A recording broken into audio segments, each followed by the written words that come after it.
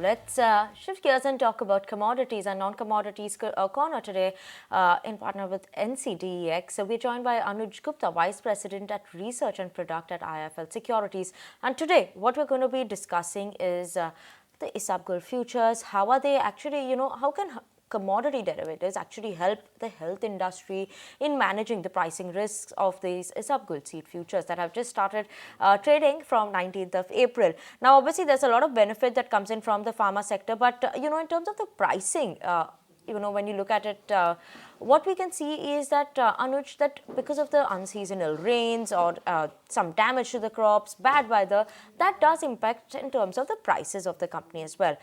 How should one actually, use commodity derivatives to protect themselves from this volatility we could see in terms of the pricing? Unseasonal rain, that's not something you can control. So what is it that you can use in terms of commodity derivatives to take the benefits of the pricing?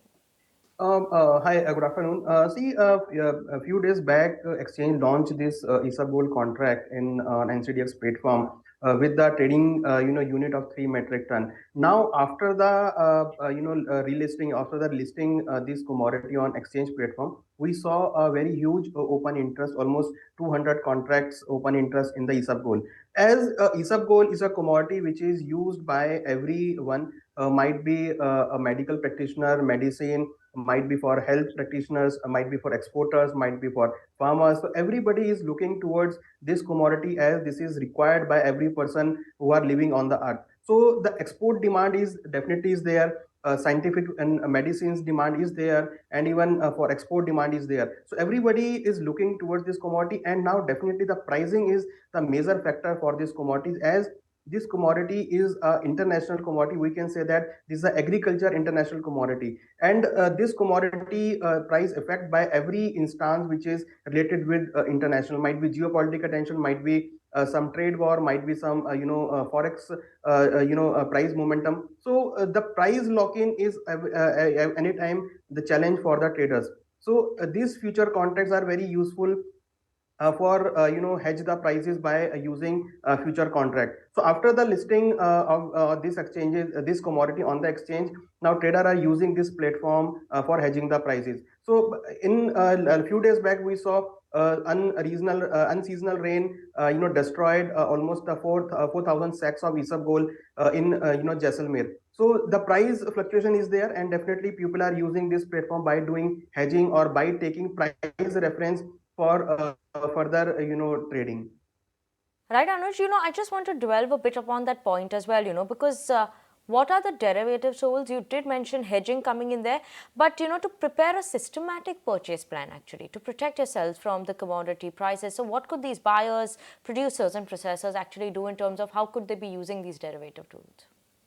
See, in this futures contract, generally people are traders, exporters are doing hedging to lock the prices. So if somebody has a quantity, has a commodity in their physical hand, and if they are expecting that price may fall, so they can use a sell position, they can create a sell position with the same quantity on the future exchange. So in that point of time, if prices goes down, so in physical market they might be face some losses, but as they are shorting positions on the exchanges, so they can earn profit on the exchange. So in one hand they are losing money, and another hand they are making money. So ultimately their prices are locking. So for the trader, for the exposer, important is that the price lock is there. So whenever they export, they trade, so the price quotation is the very important. So by doing this hedging, they are lock their prices, and even they can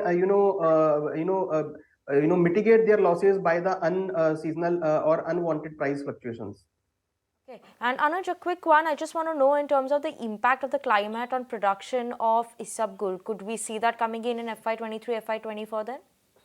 Definitely, see, India, produce almost 1 lakh 50 to 2 lakh tons of Isabgol, and which is 80% of global, Isabgol seed productions. And we are the biggest country who are exporting this Isabgol to US, China, Europe, Germany, in other many countries. So the season and the climate changes are definitely affect this commodity. And as we are running with the fear of El Nino, and we are expecting below normal rain this year. So if rain might be a below rain, below average, so might be this would be affected, and we will see a low production on the Isabgol, as we are expecting that due to this El Nino fear, below normal rain, we are expecting low production of the Isabgol. So after that, we'll see a huge run up in the prices. So the climate changes Right. definitely affect the commodity. And in India, Okay. as we are running with the monsoon, so this will also impact the Isabgol production in the coming time. Right. Okay. Thank you so much, Anuj, for joining in with us this afternoon on Markets at Noon.